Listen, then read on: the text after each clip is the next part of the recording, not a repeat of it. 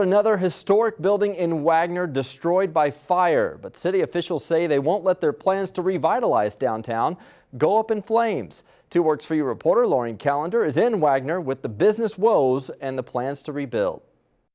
Just when the city started making concrete plans to bring life back into these buildings, which burned back in July, another historic building goes up into flames, sparking a new roadblock for the city, as well as neighboring businesses which rely on foot traffic. Members of the Wagoner Art Alliance say their business has crumbled after a fire in July destroyed 3 other buildings on Main Street. After the July fire, when they shut down the traffic to one way, and it cut the parking in half, it stopped a lot of people from coming down altogether.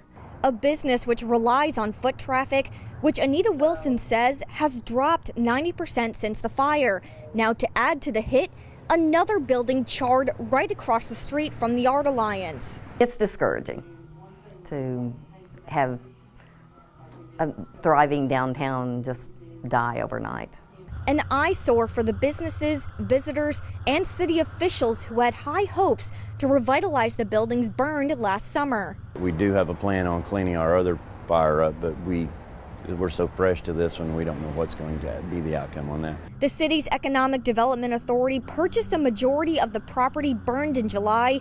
The city's morale high with an upcoming announcement in January on the future of the buildings, now having to deal with disappointment. It's very hard to swallow to look at that and not be able to really fix it because it is private ownership. Not only did the city lose a building and gain another eyesore, but also lost recognition from the National Historic Registry. We'll lose that historic designation for those buildings, but that doesn't mean that we can't build something nice and facade it to where it still looks period. But the mayor says the city will move forward. For now, focusing on rebuilding the first group of burned buildings, then figure out what the property owner wants to do with the ones burned on Wednesday. As far as the investigation, the fire chief met with law enforcement and the fire marshal today, but nothing new is expected to be released for at least a week. In Wagoner, Lauren Callender, 2 Works For You.